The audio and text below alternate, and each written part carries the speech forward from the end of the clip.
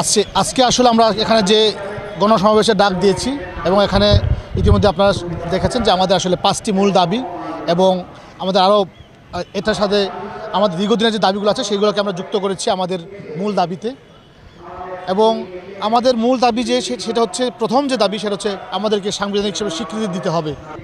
এটা আসলে হয়েছে মূলত এটা হচ্ছে একটা গোষ্ঠী, একটা চক্র এটাকে চায় না আমাদেরকে আদিবাসী হিসেবে স্বীকৃতি দেখ। এটাকে তারা জিয়ে রাখতে চায়, এটাকে জিয়ে রেখে তারা তাদের স্বার্থ হাসিল করতে চায়।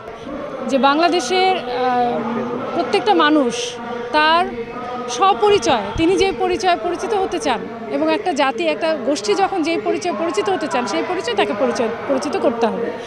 এবং আজকে আমাদের যে 5টি দাবি সমূহ নিয়ে আজকে আমরা সবাই মিলে আমাদের বাংলাদেশে যতগুলো আদিবাসীরা উপস্থিত আছে মানে থাকে বসবাস করে, বাংলাদেশে কিন্তু বাঙালির পাশাপাশি প্রায় 54টার উপরে আদিবাসী জাতি গোষ্ঠী বসবাসরত আছে। অনেকেই জানে না, অনেকেই নাম জানে না, অনেকেই শুধুমাত্র কয়েকটি নাম জানে। তো সেখান থেকে আমরা মেইনলি 5টি দাবি নিয়ে এখানে উপস্থিত হয়েছি আজকে।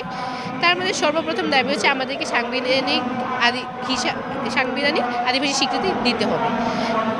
তাছাড়া হচ্ছে আমাদেরকে হচ্ছে সমতলের আদিবাসী যারা আছে তাদেরকে পৃথক ভূমি কমিশন দিতে হবে। এনসিটিভির সামনে যে স্টুডেন্ট ফর সভারেন্টি নামে যে সংগঠনের পক্ষ থেকে আমাদের উপর যে হামলা করা হয়েছে তাদেরকে কিন্তু এখনও গ্রেফতার করা হয়নি। তাদেরকে আইনের আওতায় এনে আইনগত ব্যবস্থা গ্রহণ করতে হবে। এবং আমাদের যে পার্বত্য চট্টগ্রাম শান্তি চুক্তি করা হয়েছিল সেই শান্তি চুক্তি এখনও বাস্তবায়ন করা হয়নি সম্পূর্ণভাবে।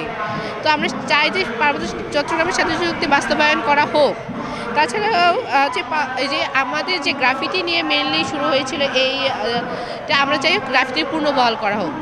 15 তারিখ জানুয়ারি 15 তারিখে যে আমাদের যে ঘটনা ঘটেছে তার জন্য আমরা প্রতিবাদ চাচ্ছি। আমাদের ভাই এবং আমাদের বোন যে রক্তাক্ত হয়েছে তার বিচার চাচ্ছি।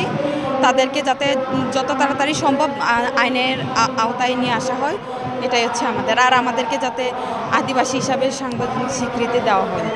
আদিবাসী হচ্ছেন তারাই যারা একটা জীবনযাপন পদ্ধতি সংস্কৃতি তাদের মতো করে পালন করেন এবং সেটার অধিকার দেওয়া, এটা হচ্ছে একটা গণতান্ত্রিক রাষ্ট্রের বৈশিষ্ট্য।